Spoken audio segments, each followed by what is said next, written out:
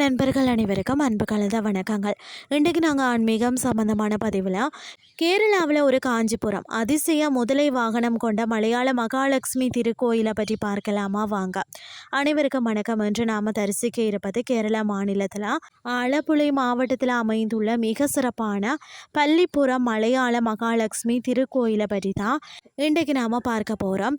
கேரளாவில் பொதுவாக பகவதி அம்மன் கோயில்கள் தான் அதிகமாக இருக்கும். ஆனால் அன்னை மகாலட்சுமிக்கென அங்கு அமைந்திருக்கக்கூடிய மிக அரிதான தனி கோயில் இது என்பது இதன் முதல் சிறப்பு.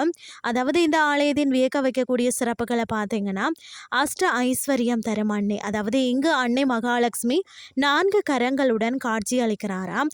முன்கைகளில் நெல் கதிர் மற்றது கிளியையும், பின் கைகளில் சங்கு சக்கரத்தையும் ஏந்தியபடி அஷ்ட ஐஸ்வர்யங்களையும் வாரி வழங்கும் கோலத்தில் அருள் பாலிக்கிறாராம். அதிசய முதலை வாகனம்னு சொல்லி பார்த்தீங்கன்னா, இந்த கோயிலில் தல வரலாற்றின்படி அன்னை மகாலட்சுமி காஞ்சிபுரத்தில் இருந்து பார்த்தீங்கன்னா ஒரு முதலை மீது அமர்ந்து இங்கு வந்ததாக கூறப்படுகிறது. அதன் அடையாளமாக இன்றும் கருவறைக்கு அருகில் பார்த்தீங்கன்னா முதலையின் திருவுருவம் கல்லால் செதுக்கப்பட்டு வழிபடப்படுகிறது. 9 கிரகங்களின் அதிதேவதைகள். பொதுவாக பார்த்தீங்கன்னா நவகிரகங்களை தான் நாம் தரிசிப்போம். ஆனால் இந்த கோயிலின் நுழைவாயிலில் பார்த்தீங்கன்னா 9 கிரகங்களுக்குமான அதிதேவதைகள் ஒரே இடத்துல அருள் பாலிப்பது வேறு எங்கும் காண முடியாத ஒரு தனி சிறப்பாக இருக்கிறது.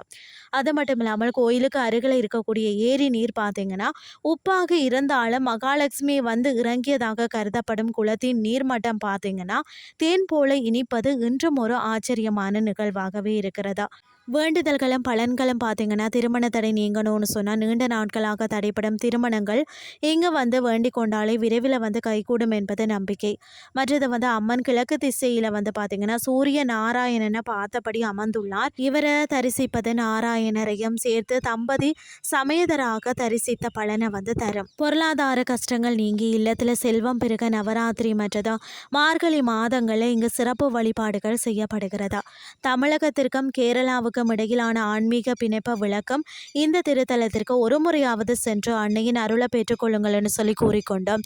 இன்றைய ஆன்மீகம் சார்ந்த பதிவை நிறைவு செய்து கொள்கிறேன். இதே மாதிரி மற்றொரு ஆன்மீகம் சார்ந்த பதிவோடு உங்களை சந்திக்கிறேன். நன்றி.